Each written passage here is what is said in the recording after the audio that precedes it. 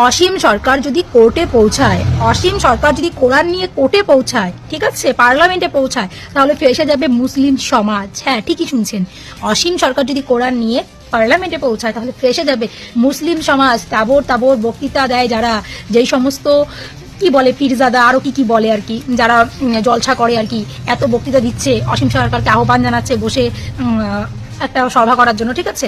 কিন্তু সেই জায়গাটায় আমি বলছি না যে অসীম সরকার যদি কোরআন নিয়ে কোর্টে পৌঁছায় তাহলে মুসলিম সমাজ ফেসে যাবে। এটা আমার কথা নয়, এটা কার কথা আপনারা শুনে নিন ভিডিওটার মধ্যে। সরকার অবশ্যই যে কথাগুলো বলছে সবই ঠিক। যদি এরকম কিতাব যদি অসীম সরকার কোর্টে যদি হাজির করে দেয়, পার্লামেন্টে যদি নিয়ে যায়, কোর্টে যদি এই ধরনের কিতাবকে যদি অসীম সরকার নিয়ে যায়, মানে এরকম কোরআন শুধু তর্জমা করা হয়েছে, ব্যাখ্যা বিশ্লেষণ করা হয়নি, যেই কিতাবের মধ্যে ব্যাখ্যা বিশ্লেষণ তাফসীর করা হয়নি, এই ধরনের কিতাবকে যদি অসীম সরকার কোর্টে যদি নিয়ে যায়, মুসলিম ফেঁসে যাবে,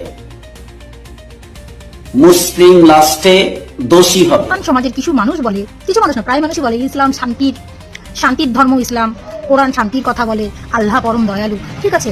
আচ্ছা, এত কিছুই যদি সত্য হবে, ইসলাম যদি শান্তিরই হবে, কোরআন যদি শান্তির বাণী ছড়ায়, ঠিক আছে, আমার কিছু প্রশ্ন আছে। কি বলুন তো, বৃক্ষ তোমার নাম কি, ফলে পরিচয়। আমি কোনো বিতর্কে জড়াতে চাই না, আমি জাস্ট কয়েকটা উদাহরণ তুলে ধরতে চাইছি আপনাদের সামনে, আপনাদের কাছে কিছু প্রশ্ন তুলে ধরতে চাইছি। প্রশ্ন এইটাই, আপনাদের ধর্ম যদি শান্তি শেখাবে, আপনাদের কোরআন যদি শান্তি শেখায়, তাহলে সেই জায়গায় আপনারা কিছু থেকে কিছু হলে এত দাঙ্গা মারামারি কাটাকাটি কেন করেন, কি কারণে করেন? হ্যাঁ, অসীম সরকারের কাছে যেই কোরআন রয়েছে, ওই কোরআনে তো ওটাই উল্লেখ করা রয়েছে।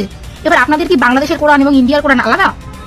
নবীজিকে নিয়ে কেউ কোনো কথা বললে, কটূক্তি করলে, নবীজি তো হচ্ছে আপনাদের ধর্মের যে নবীজি তো হচ্ছে পরম দয়ালু একজন মানুষ, তাহলে তার নামে কেউ বাজে কথা বললে তাকে নবীজি বিধান দিয়েছেন পুড়িয়ে শেষ করে দিতে হবে, মেরে ফেলতে হবে, তাহলে তিনি কেমন দয়ালু, তাই নয় কি?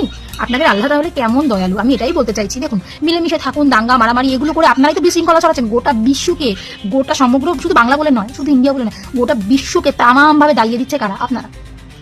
ভালো হন, শান্তিভাবে থাকুন, তাহলে তো কোনো সমস্যাই হয় না, তাই না? কিন্তু না, পানের থেকে চুন কষলে আপনাদের কাটাকাটি করতে হবে, পানের থেকে চুন কষলে আপনাদের মারামারি করতে হবে, পানের থেকে চুন কষলে আপনাদের ঝগড়া বিবাদ অশান্তি এগুলো করতে হবে। কেন ভাই, কেন?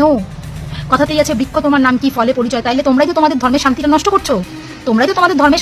করছো, আমি কোনো মুসলিম বিরোধী কথাবার্তা বলতে চাইছি না। হ্যাঁ, দেখো, আমাদের যেমন ধর্মগ্রন্থ গীতা, যেমন গীতা, আমাদের গীতা কি দুটো? কখনোই নয়, আমাদের ধর্মগ্রন্থ একটাই গীতা, ঠিক আছে। ওই গীতা বাংলাতে যা লেখা আছে, আমেরিকান ভাষা তো তাই সেম ভাবে ইংলিশেও তাই লেখা আছে, A to Z, ওকে। সেটাই বলতে চাইছি। এই ব্যক্তি যে বলছেন যে এই কোরআন যদি অসীম সরকার হাইকোর্টে নিয়ে যায় তাহলে গোটা মুসলিম সমাজ ফেসে যাবে, তাহলে তোমরাই বলো না তোমাদের ধর্মগ্রন্থে কি লেখা আছে। আমার তো মনে হয় না অসীম বাবু কোনো ভুল কথা আমার নিজস্ব মতামত সবাই দিতে পারে, আমার তো মনে হয় না অসীম বাবু কোনো ভুল কথা বলেছেন বা বলছে, ঠিক আছে। বাকিটা তোমরা বুঝদার মানুষ, আর যারা বুঝবে না তারা কমেন্টে এসে হাউ হাউ করবে, আমার কিছু বলার নেই। বৃক্ষ তোমার নাম কি, ফলে পরিচয়, দেখাটা করতে হবে, সমগ্র বিশ্ববাসী দেখবে আইনত কি হচ্ছে। এতগুলো FIR জমা পড়েছে, তারপরেও কিন্তু উনি অ্যারেস্ট হননি, ঠিক আছে। তার থেকেও বড় কথা, যেটা হবে সেটা হাইকোর্টে হবে। আমরা সেই দিনটার জন্য অপেক্ষায় রয়েছি, আর অসীম বাবুর পাশে আছি। নমস্কার বন্ধুরা, আপনারা দেখছেন রিপোর্টার বাংলা। তো একটা ভিডিও আমি আপনাদের দেখালাম, তার আগে আপনাদের জানিয়ে রাখি, অসীম সরকার বিজেপির একজন বিধায়ক তিনি কয়েকদিন আগে মুসলমানদের যে ধর্মগ্রন্থ রয়েছে সেই কোরআন নিয়ে তিনি কিছু মন্তব্য করেছিলেন। সেখানে তিনি বলেছিলেন যে এরকম হিন্দুদের বিরুদ্ধে নাকি অনেক খারাপ কথা লেখা আছে এবং অনেক কিছু তিনি বলেছিলেন। তো তার পরিপ্রেক্ষিতে আমরা দেখতে পেলাম যে 99% হিন্দু, যারা হিন্দু রয়েছে 99%, সেটা যে কোনো দলেরই হোক না কেন, তারা কিন্তু এটা মানতে বাধ্য হয়েছে যে হ্যাঁ, অসীম সরকার ঠিক কথা বলেছে। এবং কিছুজন আছে বলেছে না, এই সময় বলা উচিত হয়নি, যেহেতু হিন্দু মুসলমান একটা ব্যাপার থাকে ধর্ম নিয়ে। তো কিন্তু মুসলমানদের মধ্যে প্রায় 70% মানুষ বলছে যে এটা ভুল, কিন্তু 30% মানুষ বলছে যে অসীম সরকার যা বলেছে এটা ঠিক বলেছে। আমরা প্রচুর মুসলমানকে এরকম দেখতে পাচ্ছি, তারা ইতিমধ্যে সোশ্যাল মিডিয়ায় ভিডিও পোস্ট করেছেন এবং তারা দাবি করছেন যে অসীম সরকার যেটা বলেছে উনি কিন্তু কোনো ভুল বলেননি, যেটা কোরআনে লেখা রয়েছে উনি সেটাই বলছেন। তো এমনটাই আমরা প্রচুর ভিডিও কিন্তু দেখতে পাচ্ছি।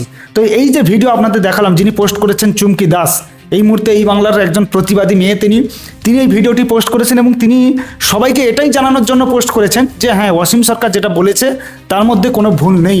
এবং এটা কিন্তু বলছে একজন মুসলমান লোক, সেই ভিডিওটাও কিন্তু আপনারা দেখলেন। তো আমি সবাইকে অনুরোধ করবো, যারা হিন্দুরা রয়েছেন, যারা মুসলমানরা রয়েছেন, আপনারা যদি আপনাদের কোথাও কিছু বলার থাকে অবশ্যই আপনারা আইনের দ্বারস্থ হতে পারেন। যারা মুসলমানরা রয়েছেন যদি মনে হয় যে আপনাদের মানে ধর্মাবেগে আঘাত লেগেছে, যে আপনাদের কোথাও অপমান হয়েছে বা যে কোনো বিষয় হোক, আপনারা অবশ্যই আইনের দ্বারস্থ হন। এইভাবে মানে প্রকাশ্যে হুমকি দেবেন না। আমি প্রচুর মুসলমান বন্ধুকে দেখলাম, তারা সোশ্যাল মিডিয়ায় পোস্ট করে বলছে আমি এই করে নেবো, সেই করে নেবো, দেখে নেবো। ভাই, তোমাদের এমনিতেই তো শিক্ষা কম, শুধু তোমার নয়, তোমাদের পুরো ওপর থেকে নিচ পর্যন্ত যারাই রয়েছে প্রত্যেকের আমরা দেখেছি যে সব থেকে পৃথিবীর মধ্যে সব থেকে অশিক্ষিত হচ্ছে এরাই। মানে এদের 30% যারা শিক্ষা গ্রহণ করে, বাকি 70% দেখবেন যে 5 পাসও পর্যন্ত করতে পারে না।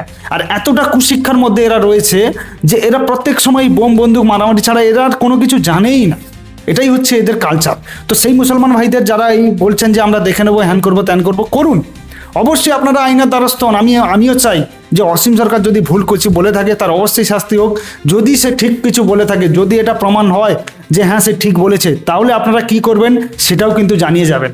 তো সবাইকে অনুরোধ করবো যে ভিডিওটি শেষ পর্যন্ত যারা দেখলেন অবশ্যই চ্যানেলটি সাবস্ক্রাইব করে রাখবেন, যাতে আমি পরবর্তীতে আরও ভালো ভালো খবর আপনাদের কাছে পৌঁছে দিতে পারি। সবাই ভালো থাকবেন, সুস্থ থাকবেন।